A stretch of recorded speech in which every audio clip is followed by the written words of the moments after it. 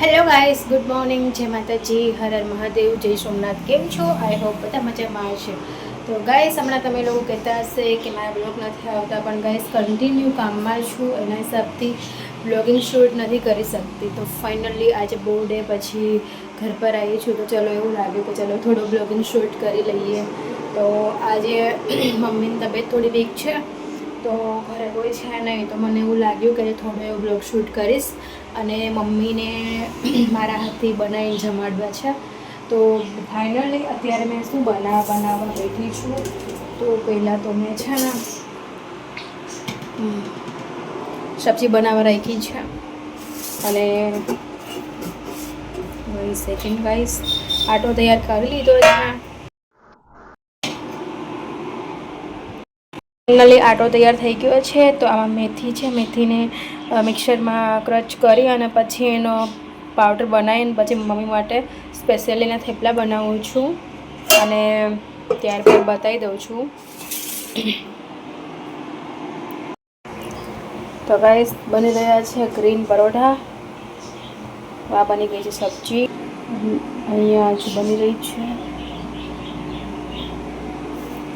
અહીંયા પર paratha finally ready થઈ ગયા છે, મસ્ત મજાના ગ્રીન. અહીંયા પર રેડી થઈ ગઈ છે મૂંગ અને બટેકાની સબ્જી. તો એ મસ્ત મજાની બની ગઈ છે. ચા બનાવી છે, બાકીનું બધું કામ પત્યું. અહીંયા બન્યો છે બાજરીનો એક રોટલો, મસ્ત મજાનો ફેરવી નાખ્યો છે રોટલો. તો ચાલો ફ્રેન્ડ્સ, હવે જમવાનું થઈ ગયું છે, આપણે જમી લઈએ. ચા બનાવી છે ઓલરેડી, તો બધું બતાવી દીધું છે. થોડી સબ્જી બનાવી છે, આલુ મૂંગની સબ્જી છે.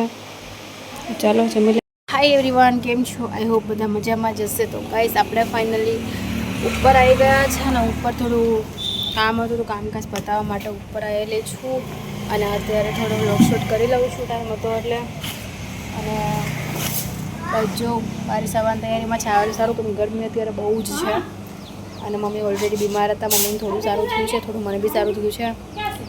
ગાઈસ વરસાદ પડ્યા જેવું છે કે વરસાદ પડશે, પણ કોઈ ઉમ્મીદ નથી. અને અત્યારનું વેધર તમે ફાઇનલી જોઈ શકો છો. અને 2 દિવસથી ટાવર બી થોડો બંધ બતાવે છે, એટલે નેટવર્ક બી પ્રોબ્લેમ થઈ છે. અને જો નીચે કોઈ છે નહીં, હું એકલી વ્લોગ શૂટ કરું છું. વેલ પાછી વધી ગઈ છે, આટલી બધી એટલે મામાને ચડાવીને કપાવવી પડશે.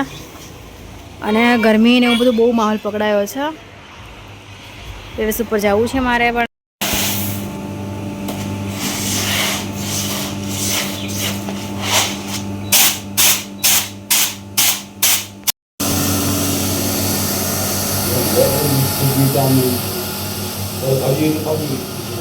હે એના ઘઉં તો આપી દેવાના છે, એ રાખવા નથી. દુનિયાની કીડી છે એમાં, બહુ કીડી છે એમાં.